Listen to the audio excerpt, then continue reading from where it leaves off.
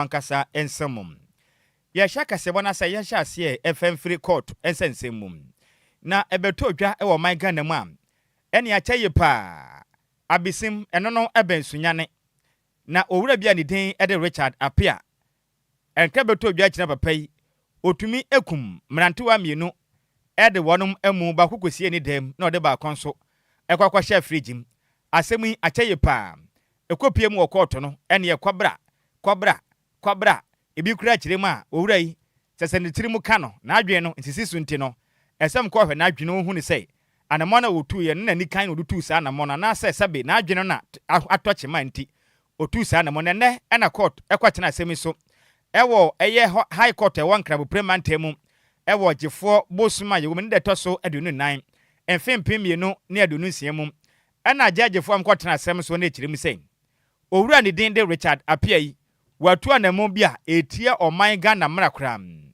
ne santi onkwankwadam emfinhia no kyese ne nkwa na nyina ibizanama watu no etia mrakram na criminal division of the high court ewo kramo premantem ekirima ajagefo ne kwatena asem so mo hwe na nim no so opanie bono mantem nim sana mu a wutu ya emrante wa banu wuku wo no ma hwehwe asem no mu saa de tie no saa na yekwa nti no enya de befa kram na eye brada ogefo bosuma ye wominde toso aduonu enan na court no ebo modern atena so mu hu se da bi saa nsem na che ebeto oman Ghana ya high court honom ewo sana bosome ne da na to osana bosome nim ewo mfempem mienu ne aduonu ba ko mekire August 2021 na sa asem na tumi ada honom amfinhia be ye num ntam ni a asamba akope ene kwabra sam na sa owura ne din ede Richard Apia yi na akane na oye boboni a na osi na kan edema eye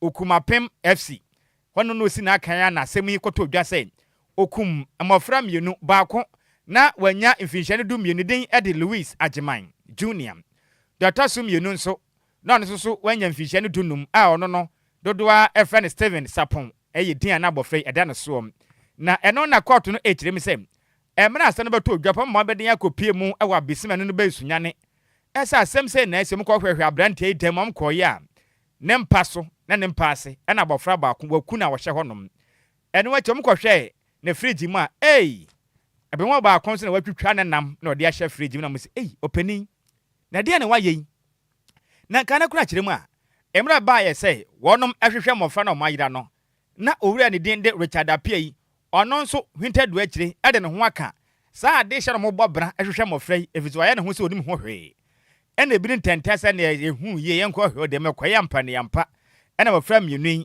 ehye wowura yi ba ko hye ne fridge mu na ba ko nso hye ne mpa ase je se otwitwa ne nam do so obawie so beye danyo akoye nsempi na eye medical report ba bonte kirem se ema doctor fo hwehwe mofra no etese mu hwehwe mu no mu hu se da bi de owura yi odikampo esibram wo mokra bo wo no mogya kra nwin wonom ansana otumi akum wonom na mra asem ni se no owura no wanya mfinhia adonu nwotwe 28 years na owura ne den ede Richard Apia na wanyam nanso asem no koda court ameke se justice eye ruby ayete na asem ni na hye ne nsa watena so sa nanso ne egbona ko ba asem de ne koso ne du ba bi no eye lawyers mu gina mu edema eye Richard Apia yi ato betu dwase wo mo de hye no omusu sese sabe na adwunum ka no ne senti omomfa no kware sebe enko hwe na adwunum kakram wo modin ko hwe mom so e no kre na omunhye da hunu so ye kakram omukọ hwe mu abebi waduro na mu kire se da bibia da tin owura yi na adwun bibia ya adwuma na hwehwe beto dwa kire mi sei wo hwa na muntu a otu ye na okum mrantewa na se mebunu mienu na banu na chese mu hu ni sei eyade a oboapa o hyeda na wokum wonom nti no enadue na court ahye sei tontentan opania ni den ede Richard Apia akane na osi na kan edema eye Okumapem FC opepai onkwankwadam ne nkwa na nyina na onya adwumaden emfa kan so wakum mofra mienu ewa besim eno no eben sunyane ewo bono mantanum sebe be ensa na wona sebe wo ye nipa na se onya wudi abedi a ekene bi no wo hwe Richard Apia die ya wontu sa na mon ebienti mika se no ejebo enya ejanya bebedu Richard Apia na asema ada court aya aboso ne court e de atemu abonten okwakwa da fiase ne nkwa na nyina life imprisonment ene ho sensem e na abai Yentoa Kasiabone so na mo from yensa mo free Swedro School of Business ya dia police fo atimi achewom e wa bra mo koto share ye school ni bi ono wo obretri aye senior high technical school a cheso mo to share ne so and the mo bobo no toto abo nyina e de bo na video ni crampo e beto mountain so na nsema free Ghana Police Service Force so na Criminal Investigation Department aye CID fo beto dwa no HM se nipa miensa na mo de o mama ye law enforcement no ewo yeso Edo Divisional Police Command eye ndra Adjoa numre ogefo bosom ne de to so aduonu miensa ewo mfipi mienu ne aduonu nsianim ewo abra ye CID mpanifo ani school mpanifo no etimi akabo mu ehwe so monsa ebetimi aka mofra no na mofra miensen eye Joseph Amo a ono edi mfisha na aduonu sanso ana Benedict apia wedding mfisha eye dun wotwe eye Bila Mahmood ono edi mfisha eye dun wotwe na sese de omo bua police fo amahwehwemu etimi akoso ne enti a omutimi etosha abrante ne so etimi ebro ne sa ewa abra na district schools eye athletic games ekoso ewa Aguna Suredro ewa Jefo Bosomen ne de toso eye dunkno ewa mfipi mienu ene aduonu nsianim na police fo kasa na muchemu se ye abra ye video ni beto odwa no ene se ne na mo bu abrante no na chese ne enyan papa na akuntabuo ewo se etimi koso no nam sunti ana mutimi eche eye nipa miensen na ye school ni yo mu plan yo mo de ne kwaya sabia se ne be yo betimi ahwe no ende wo hwe nanim ni na we praye papa ne sini na ebubuye na chese ne ekoso no enya de a etwaye no isamchofo kra ene abofra etwetwe nkomo no kire mu sanya de oye mu bibia no nam so enti no moto hye ne so saa esan se wanya de boni bianya se bi odidi o matema na so ka asem bi e ha wom no onima ne so no de onya hwe ana ye mofra miense tumi to hye ne so a omobu no eprepra ne saa na ye Central Regional Police Command edi atudwa HM sesa niama no ehu hia se betimi akoso bi emesan se school fo adenti ana ye de makoso school se munko sua ade na chese niama boni se ana mo ye nte school fo ntwa mo ho enfri niama bi se so na ye CID Director General eye COP Lydia Yakodonko ena ni school penifo etimi eye yo mutimi chemo frɛ no hye school penifo ne se o maamo eye 24 hours o momodin ase o betimi abo amofra na no se na be yo betimi achiwom na kuntabuo etimi akoso esan se video ni beto odwa na bibia chesa ampa ya de amofra ya to ahye eye abrante ne so etimi abo no eprepra no yento akase bonso yenkwaso anyine mu ewa aposifo esense mu na yemfiri Aguna Suredro afia ni fankyire mu ewa finfi mantem kura na mu na hinkru Cape Coast na sukufo eho inter schools competition ho sensem yen Ghana Post Service for enedua yi edenkrata ababonten echiremu am wonom atimi Adjoa esukufo mofra baako saa 6 insia a wonom ko school Agri Memorial Senior High School num eno wo finfi mantenem na mu chiremu am wonom ekokoto hye eye final year student a ono eko school Adisadel College eno wo Cape Coast e wo finfi mantemum na opposite from krata omde ababonten enedo echiremu am Central Regional Police Command wo public affairs unit enedo ebenata eyojefo bosun aye wo me neto so edunu nan emfimpim yenu ne edunu nsem mu chiremu am asemun esi efiada na eyojefo bosun aye wo me neto so aduonum e wo mfimpim yenu na edunu nsem a etodwa awia no miensa abapa ho semeduasa metre 3:30 pm ewo mra final year student a na onu ko school ewo Adisadel College ewo Cape Coast finfi mantamin wonom ekoye inter colleges a year sports festival ewo Cape Coast Sports Stadium na omapon akofie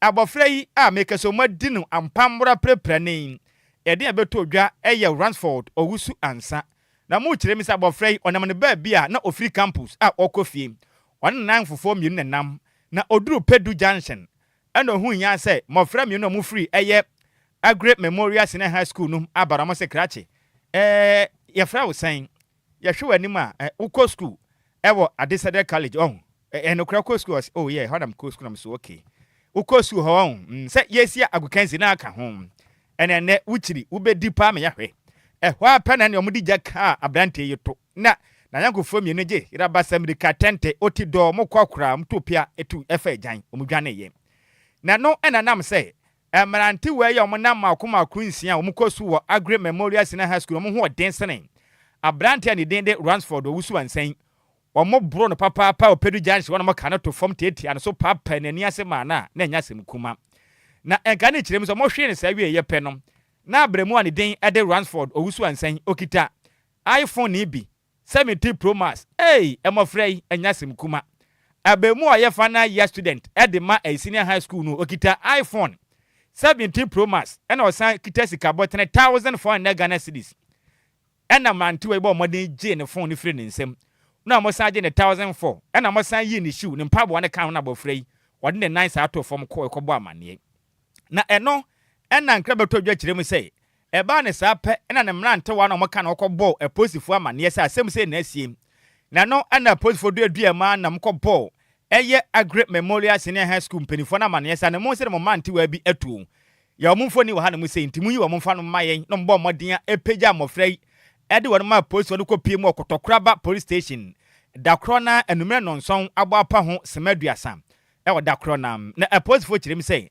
abofra ne den ede Ransford owusu ansa ono na okọ school e wo decided college e wo Cape Coast no mbomode ne ko pie mu school na yare se mbomode ahwe ne kama eno achi omo transfer ne ko pie mu e wo Cape Coast e regional hospital mbomode ahwe ne kama omu yi no e wo kwesiada ogefo bosoma yom de dato aduonu mienu e wo mfempem mienu ne aduonu ansian mu na posifo ekirem sei wono enso sabe sansem hunu sunti efri na ekọ yanka nkyere Ghana form of frase wa wonim no yosuku ni na betu na mofo tesa na posifo achiwa waso ebeya hye gusu hwe ase na ombe moden ehu babia susan ede bodo hono ebefa ewo sa ensesere mu kirem sei sa agudie mu sensema ekoso okekusu na nso eye mpanifo ede ohye de atoso se nya dom beboa ahwe masa competition no etimi akoso sa no so yensam hofra betom ewo Cape Coast enne potem ebionisika ekoso aguna so aduro na ekoso Cape Coast nti saa baabi anyoye chese odwe ho a wonti ase ebro na ede na ekoso yi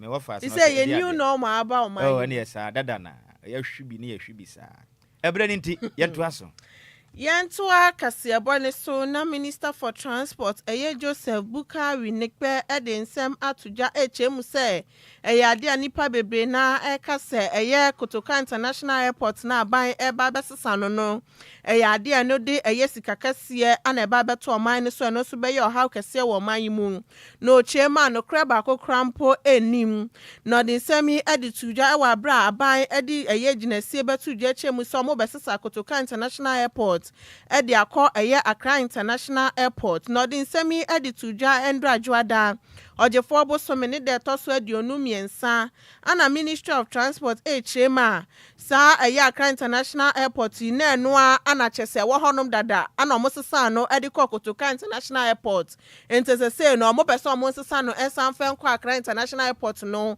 enti anya ade asikasem bia ewom no chemu mpo ensesi no koso ewo airport honom na yade ka omobo ye ne kra no eso ebetimi ate enti Accra International Airport no omosesa no omode omosade ba Accra Kotoka International Airport omosesa no aba Accra International Airport no enya ade how bia ebebre Ghana. The good news for us is that all these organizations that control aviation, since the name change of Accra to Kotoka, have not changed the country code. Akawo still maintains the country code DGAA. Ayata and Akawo still maintain the country code ACC. So there's nothing to change at the international level. The only thing to change is the signages and the billboards that we have.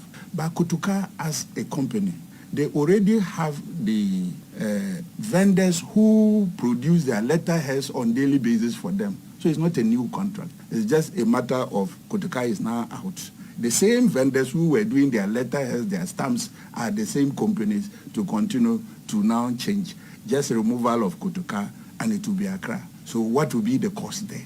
We are already renovating the airport. We are already doing construction of the airport to make it function properly. And some of those things would have been destroyed and rebranded.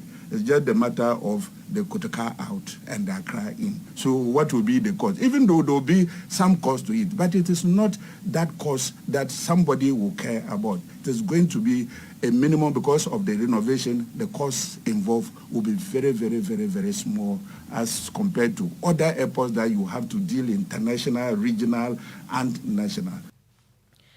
Enwechi ana Ministry of Transport edi tuja no chemu say aya Accra International Airport omosesa no eko Kotoka International Airport no na mrebia eni hu eno no mode komra shebedwam so betimi asesa no na sese ne kraban edi adwinbi basa ne be yo mudi bill bi ebetimi abasa ne be yo mbesesa edi afri Kotoka International Airport edi akọ Accra International Airport. You remember that it came as a result of the NLCD 309. It was a decree that was brought to set a trust to cater for the families of Kotoka and other soldiers who were killed along that time. And it happened that he was killed at the forecourt of the airport.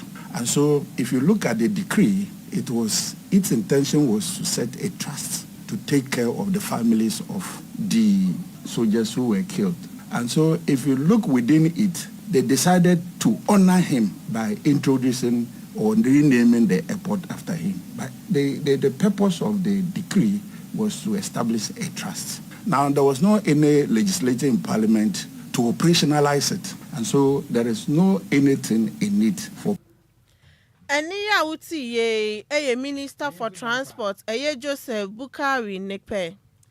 Yanto akase bono so ene yanyina mu ewo my Ghana yemra hye bedwafie na meka se no oswafo be de kire no no hwe my Ghana ya pomoden esensem esom yenuminyamfo Grace ayensu dankwa edensem atodwa ekirem se Ghana mampeni John Dramani Mahama na niku o my Ghana yen apomoden sensem yipa enti enche abane hyepa begu akrom no wabo asebe ya ayaresabia hodo o my Ghana mu awokwa opempa adaso a unya bi no eto nyina betumetwe no man yatimi akoyenim sebe ya putupuru obi nya nkwanhia atoye nkyem bi aba na ye de obi ekwa ayaresabia kodu na mope yesempe ni hono ye de na science a preto nipa na fremu no eto betumi atwam odensem do tudwa ewo my Ghana ma se bedwafie ewo na ebradai Ojefo bosuma yo mde toso wadu nunan na Dr. Ayensu Dankwa ekirima aban eguso etutu na mompo beboa pa na wadwene nipa pomuden ho eno achenso ayerefia bia pi na Ghana mampeni ebesisi na omanyimu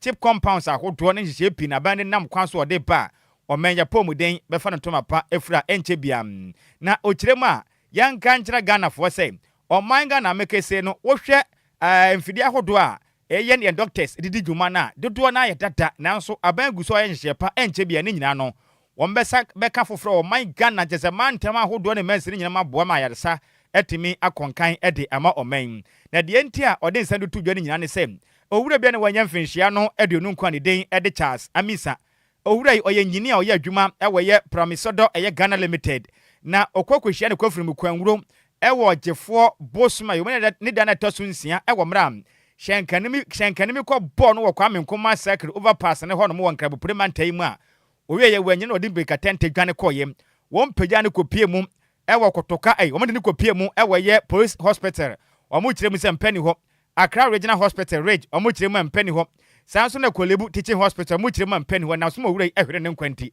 aben ne bebo ma yaresabia no dodo na empa etumi akopiem ewo honom. Mr. Speaker, the ambulance was there because of the proximity to the ambulance service.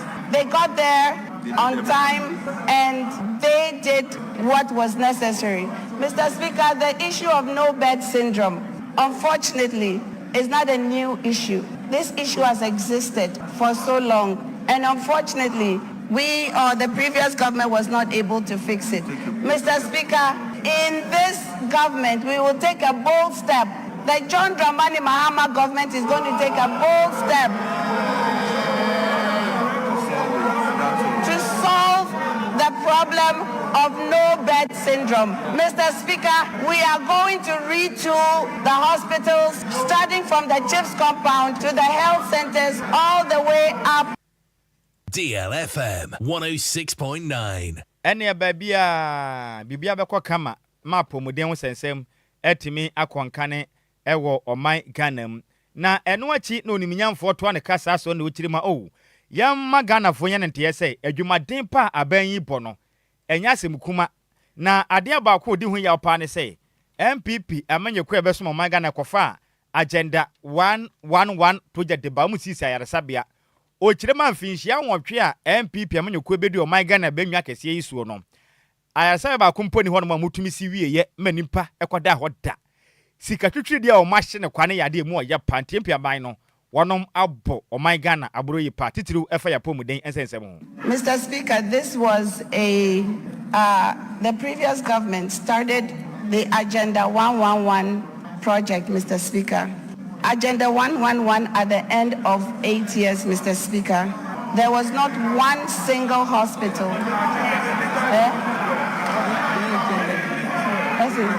I'm not engendering debate. I'm just trying to explain the circumstances.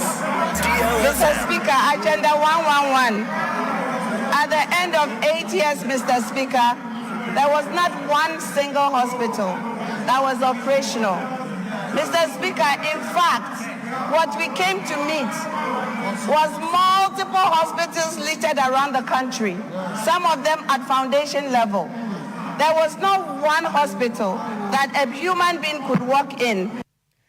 Any awuti ye ono ena yo swafo ebedi ekira ohwe o Ghana ya pomuden eso the den ede oniminyamfo Grace ayensu dankwam na eno achi no ena oniminyamfo Alexander afenyo Markin osahene kwamena ono na ya adehye omwo afutu wonom emra hye bedwani ono kura ya nso ena yedom kwa hye bedwam wonom panudu ni echirim se ye na ya pasa sabe kobra na wanya mfinhia aduonu nkron na ehenya bona wanyina na okwa ya resare ne kwasi empani ho emanimpa ya wukwa eba ne sa pe na oman obia nso no gugyamti empanifo mo na ya sabe ahodo a wo kwa ya resare a empani ho no mo no ompa bi nsi na ba ne sa na Ghana dache edesanumpa. And finally, determine whether professional misconduct or negligence occur. If misconduct is found, sanctions must follow. If negligence is proven, prosecution must follow. If a systematic failure is identified, comprehensive reform must follow. Mr. Speaker, let me leave the House with this final thoughts. If a young man can be carried from one public hospital to another, refuse at every door until he dies, then the social contract is broken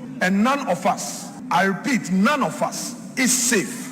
Not the rich, not the poor, not the politician, not the ordinary man on the street. The death of Charles Emisa must force this nation to change. Human life cannot be subordinate to administrative convenience. Emergency cannot be optical. Our hospitals do not have the moral or legal discretion to abandon the dying. Mr. Speaker, I so humbly submit. Thank you so much indeed.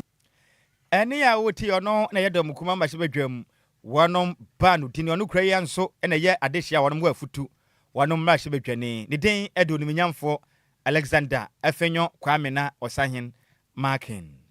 Yanto akase ebone suniembo remu ewa santimantema na onabo Dominic Bonsu ona ya assembly member ede mama nso takrase eno ewa Manse South District nim ede niema eboa ama ya hwe etimi koso ne bo beye 35,000 Ghana cedis ede akoma accident and emergency department sanso na trauma and a orthopedic directorate ede ma konfanoche eye teaching hospital na niema ni bi etese eye BP apparatus sanso na dressing eye trolling wheelchairs ahodo ene best structures sanso na vital signs eye monitors nano odibi eka ho ekoma omse ne be ya hwe betimi akoso ewo ho sanso anode eye 12,000 Ghana cedis eye sikapudoi ede ma wom se ne be ya omo abuda ho no macho omo free eye nandom ewo northern Ghana no ometimi etwi omo bills no metimi eye omo afra ya sabia ho no no so no etimi akofie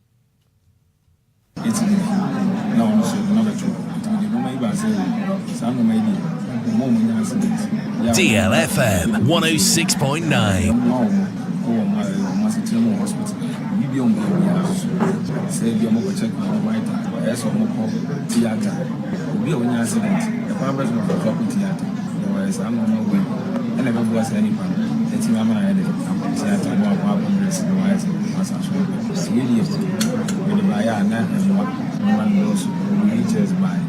With the vital vital signs, you know, you'll be in a better table.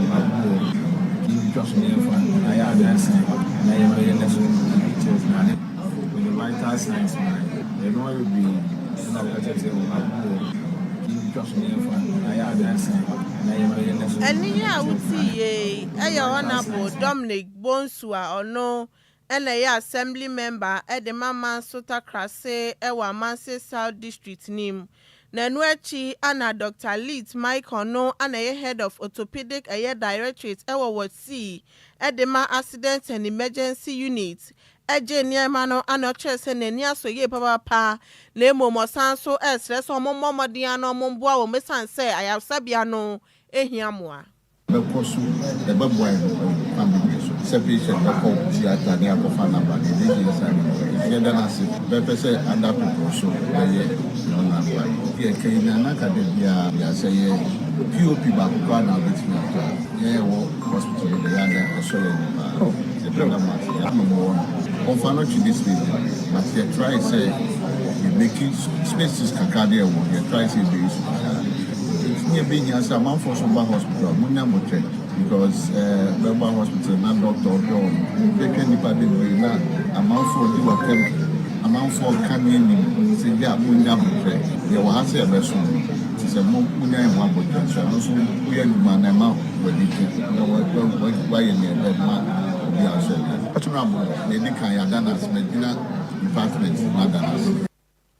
And here would see a Dr. Leeds Michael no and a head of orthopedic a directorate Ward C accidents and a emergency units. Nane Krakramo Anna Francis appear no a nemusini de Maya or Moamodaya Sabia Hanum Eche so many so a ya dear honorable Dominic Bosu aye Ediama o mesan so mother hache no abetri o mokaya mamudi or the asida PCA Anna Edemano. Damasi, Samonia Hodo, na Mababa Srayen, Mobaso, Mambasa Pine, Mutamun Sem at Fefe, na Modi Abrayen, and you beer and then yan say, the beer honorable, a ye be a free beer, Yankupon, on Shenna name, on Canaho, Bonaho Bine, you beer the yan say, the Mayama, I a fekeke, Yankupon, on Shram, on Yamokasie. Any ya wuti ye Francis appear no e komo moda ya sabia ho ewe ye Confanochi Teaching Hospital na manibo ye nsem choni Samuel Foribuate na different sentimentemu ebesomye yen to akase bono so ne momfangure mwen ewo Institute of Community Sustainability o maden sama betudwa echirima o ma transan hwehwemu ehuni sei o ma ye team Ghana ene man foforo bi so no kire se kraman nam eyade a enipa bi emfa ni agro kire se omutumi bo modin yaku kraman ede mako ede fa kraman yiyam etime de popon kwan pewa wo manyimu a adwonko enya semkuma kram ene wachi aginamoa cat kire se ne aginamoa yi na kobrane a che na wia ketaban na ode na hyebotum na ode na hwe fom paw kunu wie pe na watwi mako di bia sra na chi near the apopo jesen live super amanfo twa o manum pam na eno na the Institute of Community Sustainability mpanyfo ICS echiremu am eno animu yada empanyfo modern say sa enkraman dog ana afi aginamoa akwasibo ni beka ne say cat na yiku omo we no yenyai ena ebisa mpanyfo say na kraman ye obi nampa a woka so wonya ye be ha adwen na omo kirem say hwe enyade wo pi ewo moa yi hu a omo ntena se fanya hwehwem enye hwemfanfa ho no muku omo wi ntene se manye ebedu babi ni yade ayensa be ka no mayi mu no enye nyade waketo akram na enkata efiri mpenifu akache baaye ewe ndrada na executive director edima ICS eye Mr. Eric Jerry Edu o kiremu am kraman enam no nyoma piwo mu a yade bebre na wo ho a tese yanhwe ne yebetumi atode abusua nyina ase enti obesira da efiri na ekọ oman Ghana asa hwe omaga na pomudi so na mpanifo nso de na momfa wo hye kese pam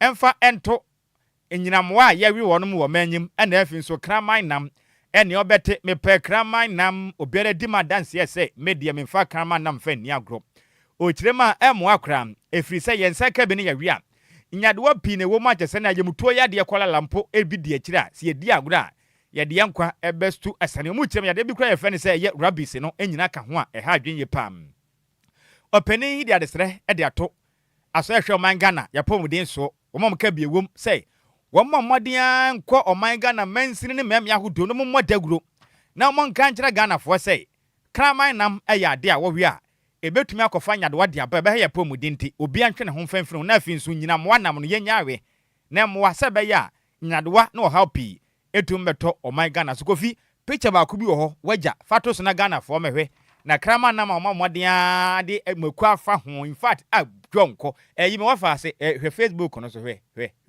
we yada aba sika we hu ni sei aya kono me nwi bi da o we elese aboa me sra utumni kabla Facebook no so DLFM 106.9 in fact kraman nam ne bi a guy pa o ba kono sense de aye enti we na mo so munya na wo ya hwe so medai omunja yo ye bredi ntranka mbisa Ghana fo ho asem mebre ne ko ndi ebe se ebie phone line na be ha dwen ohun sports for na time na ebe fa sanya sa pa dia kakrama nam ye gu ade yi so dia kofi we wa bi da unyi bi da o ba mo kire mo de pa o aya wo ko ekura se mo fa na ponche kokko amosi munya na yadewa wom so metie dia me ko fo bi nya se mukuma kura masa won prepare kire o man mu a ha dwen enam bredi nteno kasebo ne ye gina so ne atwa ye ho aba ye ba yabeko agropama so nensema wodo a enam o man Ghana agudem sensen mo fa se Bismark Adusei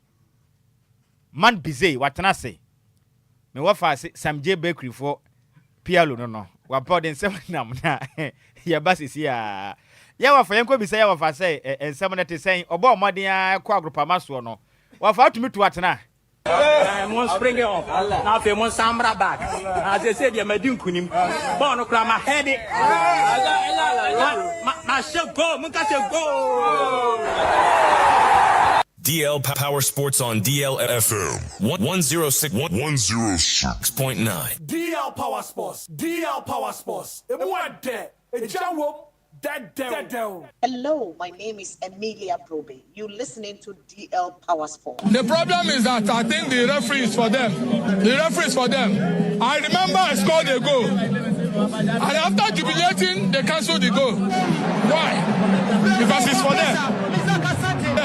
2 goals I would have scored.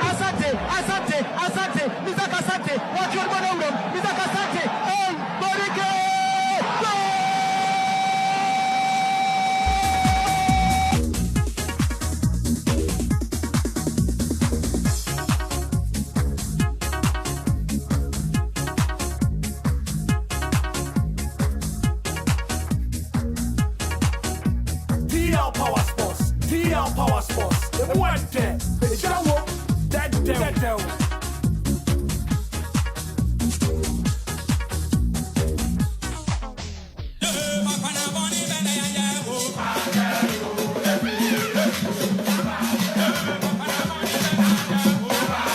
ene ye ne yakra no e wo fa se Bismark man bize watena se ye nko ne chene nsema ho do edi ahim e wo agropama so no onfa mesem ye ne Bismark Ova empom di sen Yesu adom ho den pa mo fa se fo no mo ho ye obi a hye wo mo SMG fo no e be pese o mo ye o mo national PRO we de kabeboa Mama Juliet a we de onti was because wo bonko ma na ye de enti mesre na onfa adwuma ne SMG de se maka se dio ni SMG benya no ni menya because okwani kofi kura benya ana na kofi tera ewura de nyankopɔ ebi da so ho oye kofi ono eba ade ade de oni ntu ase o de no di bi ase da hwi ni ho no de appreciate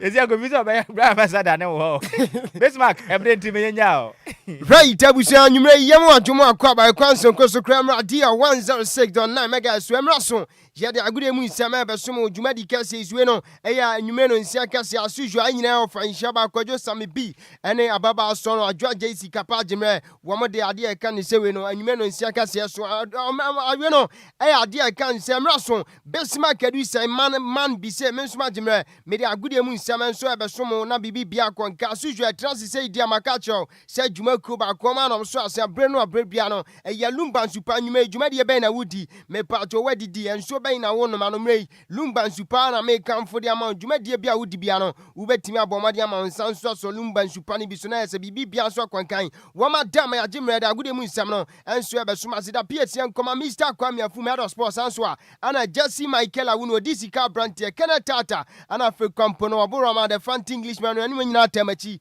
ana Agye da agudemu nsɛm no enso ɛbɛsoma na join show no live on Facebook a Capital D Capital 106.9 champion Kofi Taylor Dama images audio videos audio no wo ma on say so na bibi bia kwanka nwumre manya ne tie say Godfather Mr. Hitman so anwumre yi wono so atimi atwa me ne kasa video monitor dwumadi enti yemfa kunya so na yemfa nchiemu adene panso ma Godfather Mr. Hitman yen hyase a asujwa hyase fin kofon cross so anase we no efisam yemfa efisam mo boso na hyase na fe after that no fly number D1069 enso edi wa tufa akon kofon so latest exclusive nyina de bebe so ma dwumadi enso na hyase a me pato Ghana ni sha kodana ye friend se bana so mo onim se na nsentema me bedi ne nkomo enso de ma se no si aka ni makuma se asante kotoko metema reporter me gada ni say trials okoboye enso o Celta Vigo Spain mamu no say ade kan se Celta Vigo fonso no wo matimi agya tum se akwada we nso betimi adjoin ni ade kan se Celta Vigo club no intimi no ka say reporter me gada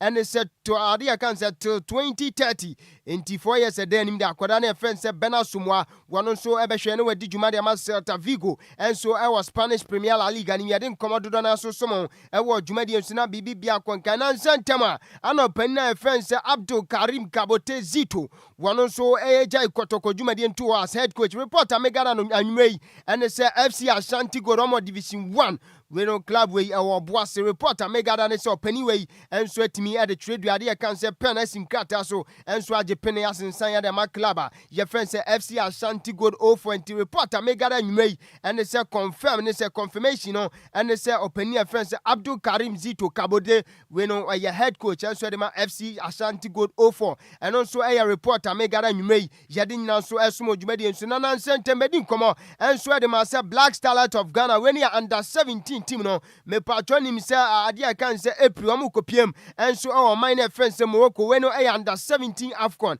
na proud to AFCON and asem tournament on beko no nyankopon adoma da ochina me ade kan say ahohiesie enso game mienu ehyehyɛ so nyankopon adoma da ochina 8 am enso our dear can say we no Accra Sports Stadium amne club ye friends say Atram Division 1 side we ebebo na 10 am ochina na wamosa any golden cake enso abo no so eyankoma e free the Black Starlight of Ghana under 17 team na so eba yedin na so mo dwumadi enso na kopiem enso 11 wonders aso ya nei me pa 20 ametia ne say players enso atietua wama sorry brutal am ni nyina ne say 3 months nie empanifo nso ntimi entua mo kananam so bi ana nei omo driver every time bia no mo come match game bia pani we ono so hwe etimi drive team no na se omo so etimi kopie ma o match venue bia no wapani nso de ne dwumadi ato ani nyina nso no so 7 months nie empanifo nso enhwe emfa ne katua enso ma na no nso yankoma efi a club e friends 11 wonders aso e ba yede ne nyina nso esomo dwumadi enso na bibi bia kwankana no pambedi nkomo enso de chiro say his excellency John Dramani Mahama wano ana the first gentleman of the land wadi nkomo dodo na wasi say sports development fund empanifo ajatum say yetimi aba me no ka say no empanifo dodo na nso atimi adonate unim say nyina me Openina friends on Kofi Adams so sports we no minister for sports and recreation no and so etimi agina simpie so the 2 months salary and so we donate here to ade cancer sports fund no Openina medi no come his excellency John Dramani Mahama wa calling on ade cancer private sector say no ehun benya so bi bia so betimi aboa na ono so etimi adonate yentie his excellency John Dramani Mahama. And investors at the center of several global platforms. Our national football team, Black Stars, is preparing for its 5th FIFA World Cup appearance. Our women's soccer team, Black Queens, heads into continental competition with renewed credibility. We also prepare for the 2026 Commonwealth Games and the 2026 Summer Youth Olympics. These moments position Ghana before global audiences and investors in ways that few sectors can do. The country achieves sporting excellence without deliberate funding systems. I invite corporate Ghana to view this not as charity, but as a partnership in national development. Henti weye yan koma His Excellency John Dramani Mahama your friends bosu kenan so edi and say me no ka say work calling on ade kan say private sector some mo na say ade kan say we no sports development fan no won so entimi emfa kakra nto safuto ya de komado na enso esumo dwumade nso panina your friends Mr. Kwadwo Fiano me pato akwadi nkoma wasi say kamia say Ghana ye lusu credibility ya yagudi ni mesanse na yi Kumasi Asante Kotoko na asufo ke bo game na se omutimi sele sa game ne ma kamia say yagudi edi okromu ano eno so nkonka entie Mr. Kwadwo Fiano to quality where are they coming from? Where are those players coming from? Do we even have the time for them to develop, or we just rush them into it? The players want to go out. They are not interested in the league. If you have a country like Ghana, your players are going out to Tanzania, Ethiopia, Zambia.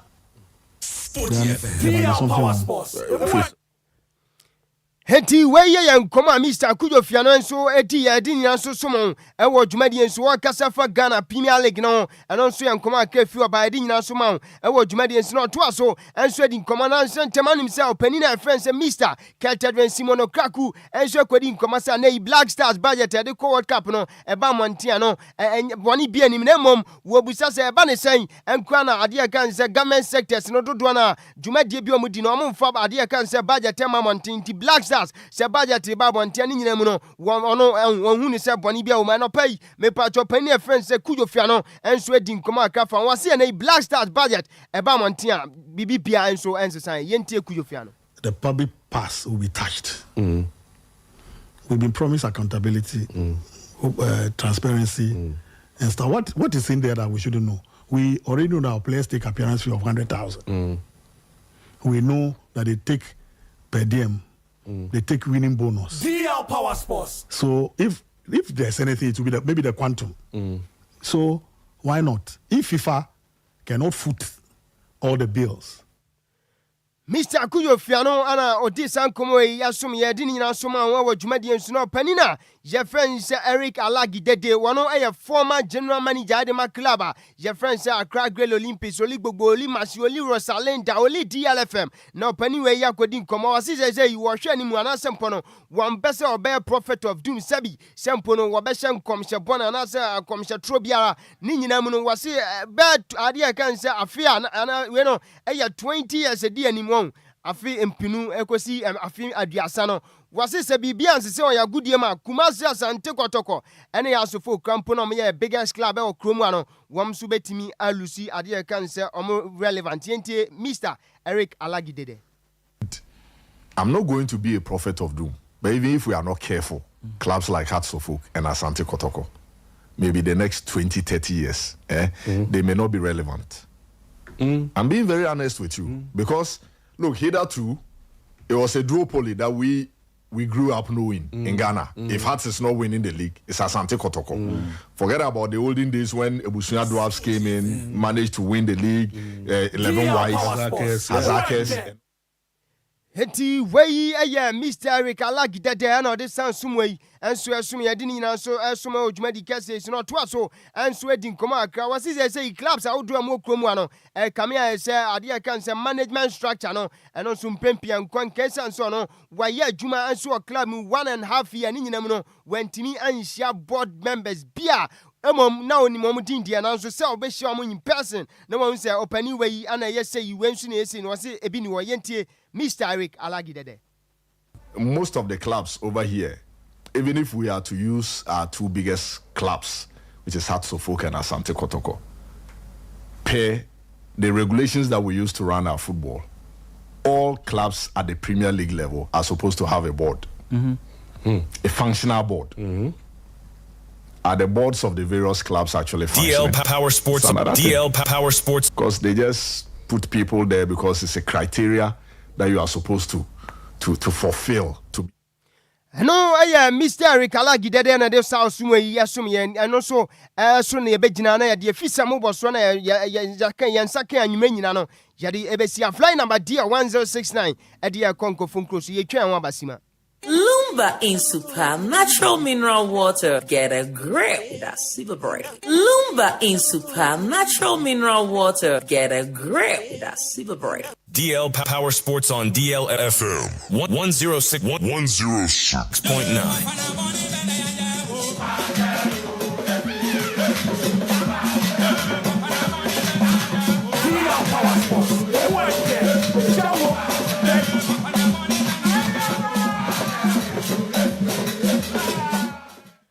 Right, Tabusia, Yagusa Sinkonya, so kind Katesi Lumba and Super, and Rason, Yad fly number D1069 Conco Phone Crosso, a man uncommon latest exclusive in Yano, Yadi Abasomo, Jumadi Cassi, Suno, Deco, and Pocrane, Diaba, join show no live on Facebook, a capital D capital 106.9 champion, Cofitella, Dama images outdoor, when Sanso, Sosonaya Dinkomo, and so Jumadi Sunabi Biaco and Kensha, me patro penny friends, Rui Costa, no, a president Sunema Club.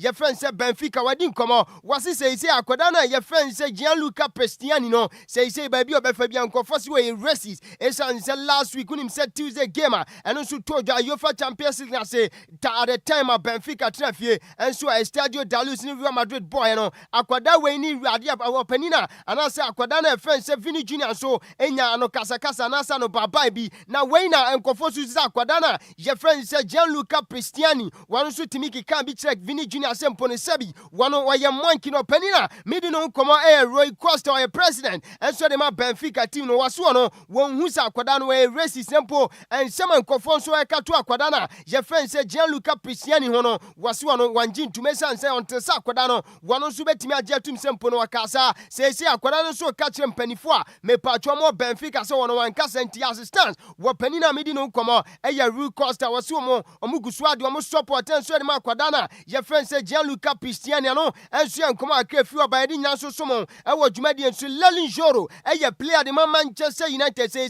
masa ukopie mo EPO a club mo form pa e Manchester United ni nyina say 2026 club bia ni English Premier League ni masa matimi ade kan se we no o accumulated number of points as a club medium koma Manchester United na kwadana midi no koma nyume ya Lelin Joro reporter megada and he says say 6 months driving ban ni nyina say kwada we watimi over speed enti Manchester United yes ago promanso wo mototo atena ane yi counter attack na so mo break defensive lines ni ade no enya ano akoda we won so what trust yan wi na china se wotietia so a na se sebi wonfa ade kan se adwin bianton enti reporter me gada nwumei ane se Lelin Joro no so yetimi ama ni 6 months banner me patro no so entimi drive and so on my friend say UK ade nkomodo do na and so asumo odwuma di kase so na won de ko empokra ne de ba na over the weekend Napoli so Atlanta game koso when na Italian Calcio Serie A game when him say at the time of patro club your friends Atlanta Trefiachi club your friends Napoli ebona kanimi no atimu back no incidents be ensued your minor friends Italy ni nyina ne say at some point in time referee no and so qualify for penalty na ediama club friends Napoli and I say when na Atlanta nti fan back one e no supporting Napoli ono on the bedroom and the wife enti refugee say a penalty ya kwahwe va no na say odi Italy ka say yenso etutu bia ma va fo no and I say va referee any official referee me patro gina game ni fifi na the wife and so e wo bedroom onim say opani onim say na say ono no odidi na temtia wona ana the wife etwe sikan yenso e de wo opani ni yam enti me no ka say dia ni nyinam no penalty nyanje after the game kwa Napoli sa Lucia reporter megada and he say Italy for police and so etimi aso ababa ni misanso na penina me patro yede sikan won ono so me no ka say no wada yaresabia so ono so eja ahwe and ono so eya report fi Napoli na sempo minor je friend say ili aba yede ni nanso somo e wo dwumadi ensuno dia kompo kran dia ba me patro akwara na friend say Jude Victor Bellingham osiakan and so the Real Madrid team no reporter megada and he say injure akwara na kwan say omunim time akwara we baba wonim say Jude Bellingham we wapira na Edion. Say ava abalo and kobe here akwada we service price and say Champions League baby aduno a crucial moment akwada we akwadana midunu koma Jude Victor Bellingham ka Real Madrid and Subenyan service par reporter megada and he says say ono ni dwino pono and I say recovery session he says and tintamo enti omo nhyeda hu ade a ha akwada we now campus o omatimi hu time akwada we or recover no so eyan koma akrefi oba yede ni so sumo dwade ensuno deko empokra ne de ba na me no kase opanina ye friend say Michael Carrick on say me no kase o ya de kan say interim manager and so the Manchester United team no say o unbeaten wabo 5 games.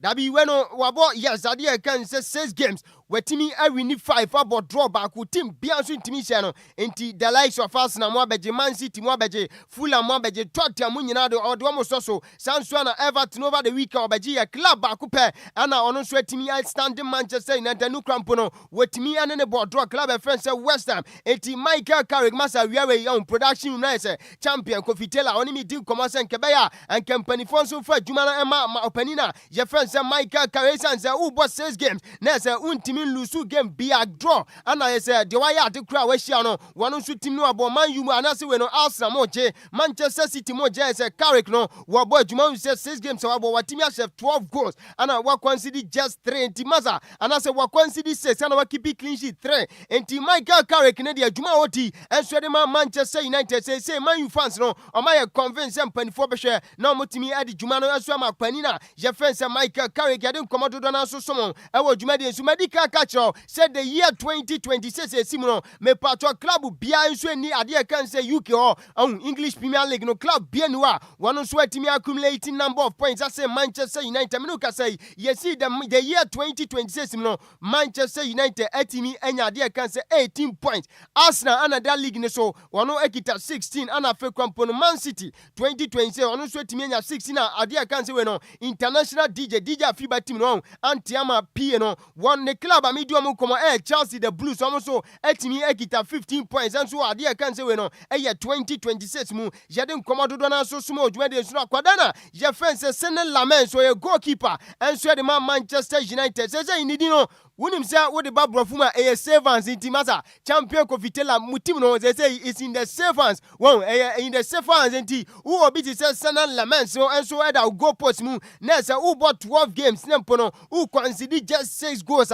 na say utim no kure akwada no nidino ene no honam se pepepe ene yi savans akwada no nidino nchirase no eno so yenkoma afi oba yede ni nyina so esuma odwuma de nsu na hwai me patro din ho sinasi akan enso de club friends say Real Madrid Winning himself on Instagram handle ana oko posti ade kan say video bi na anase we no na image bi na enkofo susu say racial abuse ono so okasetia enkofo mo Asia won yenuanom Chinese ne Japanese for no na when na Real Madrid for so the communicate about Montana patch said abi enjoy ya kwada no sa post oye no me patch na botai bia so enta chire sempo no wo twetwe enkofo mo Asia won enti ya no so e communicate me patch club na friend say Real Madrid about Montana yedi nya so esumo odwuma de so emene de kopa na so enkomondo do na wa na so emene ko nyankopon ya aduma do china ye betena se ye besi nkonya na ya the details no enso edama na nwumre UEFA Champions League koso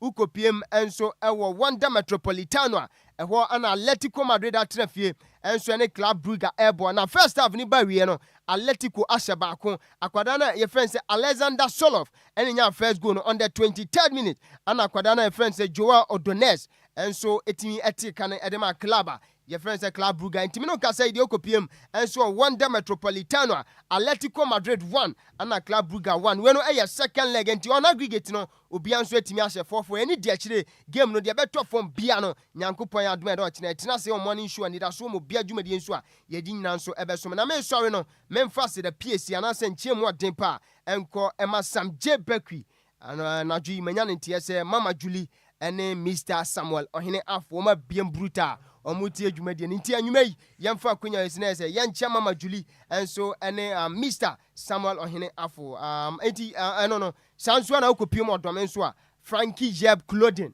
omoso biem pa dome born again wana right omadwuma na wo just opposite Winners Chapel dome born again enti Mr Frank fantastic designer pa wa fa memo ko no fantastic. African print I'm changing na. On the pama. Frankly, you have clothing. Why are on the measurement no. Into na I Sam J for no. But this is here go visit Monfa brand ambassador. Na Monfa national piano no ma DJ Afiba. Na musumu se o kasa pa o kasa se de oje hu na e kama en ye ne yanka se ye tasty bi ehu se ye guy pa Sam J. So ba ka tell so me sponsor your programs no. Na ye nka jangum na ono abehu se emu de sa no manam. Sam J do oni ma. Aya ka tell me se me chia wo. Se wa wie. Em na mete se ye se wo se me pasa ofia. Sa. Afiba. Yeah, go you. Mete se ye se abrantie se me pasa. Da ben. Eno man de wo ha. O se wonwale. Nti ye na wale. Da ben na wo ye sa de na ofia no. I say Fiba na kai me. So no this. But why you be sir? Me kasa already so ya ma wie. No, me be sir we say why you be sir? Me kai. Se video bi o be ba o de betimi abaki ni agyo. Hey. Na say da me no die. No opa kire nyina opa aka nyina ne say. Wo hu. So na Cristiano Ronaldo on power. Also on power. Saturday. Sana wakai. O kan sa. Ensem bi na mi chirechirem na ekosi so. Say, wo chire mu say. Eti bra kwa mbusa me say Ronaldo obeware ai ne long term girlfriend ana. Georgina Rodriguez. Eti mi chirechirem say Ronaldo de enti on ware nyina ye ne former girlfriend Irina ena ma Ronaldo ware. Isan say. Ena wo kan si say. Ya ne ka say on choose between on no girl. E ho ne de me pena. Me ho no wo kan si say. So what reason ti an ware? Eti me ka say due to that reason Ronaldo ware. It could be say that reason bi anti na won so ware. Ubo mi din. Omosi mi bo din. Mi bisa wo say ubo mi din. Wo tia na mi bisa nya se ye say. Omosi mi bo din. Could be say that reason nti na me nwale. Say ana me ka say. Na obi abeya me sample ananka ye wo. Ene say we asete. Ba de ne beto dem kwa. On ware ne da. Sa? Na se misuro ma. Yeah, ware de kan we mkura. Na ni paso de usuro ma na ya me na ehira wo. What I say ware de kan fi mkura. Usuro ma na we nya me na ehira wo. Ware kan fi. Na no ya no me kan de. Me bom pa boss Yankopon nye mo mema kra na muntena ase. Onye mo mema mfiri mu nsem na muntena ase. Man bi se chira, man bi se chira ono ni obema na on de aware de. Obema de ya ju tu obema ya ne. O se senti. Yes e be how. Sika. Kwadwo. Me wa fa se for no. De o mo kan nye. O se dey. Ko bi se dey wasi aware akwa. Se wo hu se.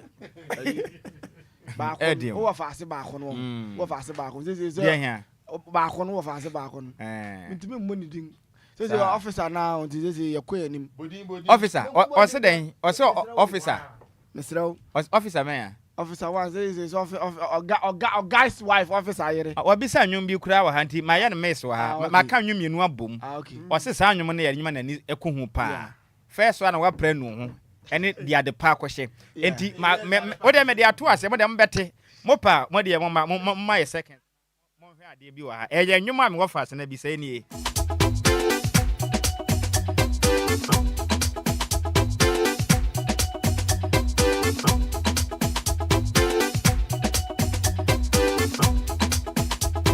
enti wei ene enwuma sikapa Adjoa Agyei officer 1 ode be soro so nti e soro so a enwum wei o se wa pre no ho na ehwe ba bia de pa akwhye he tokurum sikapa nwum na yenchia o se officer li free he ene afiba na de ba o ne ba bi officer be he na ba bia me giran ya won ba bia me giran ya wokotro or guest wife officer's wife officer yere 1 no yeah sa hey sem shisha ayimu emu ya o yeah se mo fa ni point fia na mutwimi die ni munya na monware na ware de ko visi den munya na monware na ware de na otu awade ankese na emfa ho obi ho no ma ya abofro tumi wale gya ne papa kora obetumi kura wale gya papa e wofa na ewo ni se lenti akofisi yen ne nware na ewo ni se kofi ndi me na se ba se kofi o mi so onuma aduane ye o so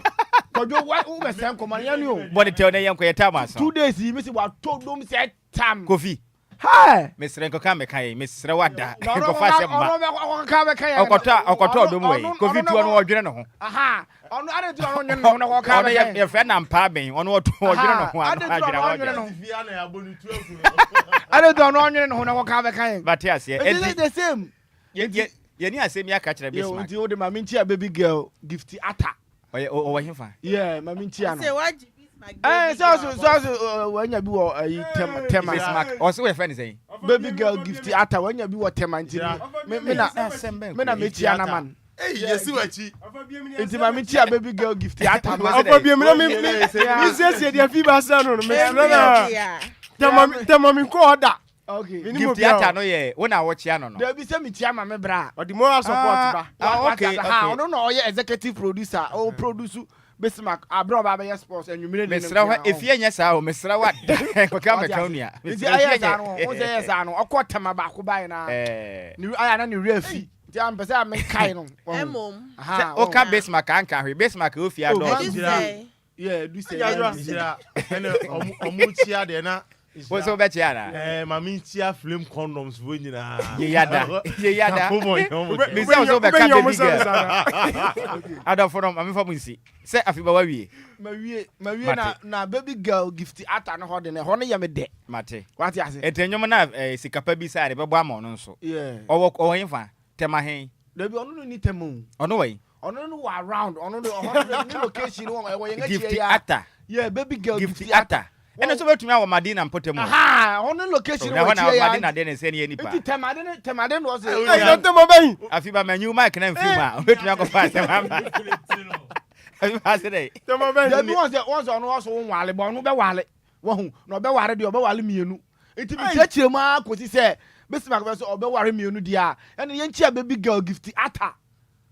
What you say? Dabi o se ne ma siesie ma mofa.